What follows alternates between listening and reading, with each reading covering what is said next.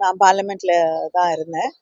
திடீர்னு ஒரு சத்தம் கேட்டு திரும்பி பார்த்த பொழுது ஒருவர் வந்து மேஜை மேல ஏறி ஓடி வந்து கொண்டிருந்தார். இன்னொருத்தர் வந்து அவரும் குதித்து உள்ளே ஓடி வந்தார். அந்த வெள்ள நோக்கி 2 பேருமே ஓடி வர முயற்சி செய்தார்கள்.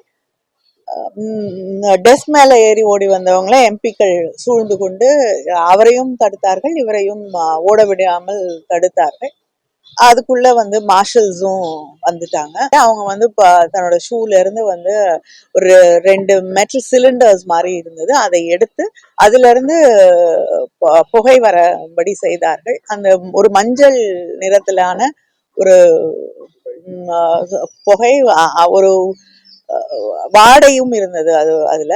அது வந்து கிட்டத்தட்ட அந்த ஒரு நிமிஷத்துல வந்து அந்த அவை முழுக்க வந்து பரவக்கூடிய அளவுக்கு புகை அதுல இருந்து வந்தது. அதுக்கப்புறம் அவங்க 2 பேரையும் பாராளுமன்ற அவையிலிருந்து வெளியே அழைத்து சென்றார்கள். புகை வந்தப்போ எப்படி? இல்ல, மூச்சு முட்டல் இருந்தது. திரும்பி 2 மணிக்கு ஹவுஸ் அட்ஜர்ன் பண்ணிட்டு திருப்பி போகும்பொழுதும் அந்த புகையோடைய நெடி இருந்தது. எம்பிக்களே வந்து உள்ள வரணும்னா ஒரு 2 கேட்ல அவங்களோட போட்டோ, ஐடி எல்லாத்தையும் பார்த்துதான் உள்ள வரும். ஆனா யாரோ 2 பேர், ஒரு பிஜேபி எம்பி கையெழுத்து போட்டு கொடுத்து 2 பேர் வந்து பார்லிமெண்ட்குள்ள குதிச்சு, பார்லிமெண்ட் வெளியிலயும் 2-3 பேர் இருந்து கலாட்டம் பண்ணி அங்கேயும் இந்த பட்டாசும் புகையும் வெடிக்கக்கூடிய அளவுக்குன்னா அப்ப என்ன செக்யூரிட்டி, என்ன பாதுகாப்பு? நாடாளுமன்றத்துல நடந்த சம்பவம் ஒரு மிகப்பெரிய அதிர்ச்சி ஏற்படுத்தி இருக்குது. நாடாளுமன்றத்துல மிக நிச்சயமா பாதுகாப்பு குறைபாடு இருக்குது அப்படிங்கிறது ரொம்ப தெளிவா நமக்கு தெரியுது. ஒரு நாடாளுமன்ற பார்வையாளர் மாடத்திலிருந்து 2 பேரு அவை நடந்து கொண்டிருக்கிறப்ப எம்பிக்கள் அமர்ந்திருக்கிற இருக்கையர்களை குதிச்சு அவங்க அந்த சேர் மேலே ஏறி அதை கடந்து போறாங்க. கையில வந்து ஒரு புகை குப்பி மாதிரி ஒண்ணு வச்சிருக்காங்க. அதுல இருந்து அந்த மஞ்சள் கலர் புகை பரவுது. கொஞ்ச நேரம் கொஞ்சம் லேசா மூச்சு திணற மாதிரி இருந்தது.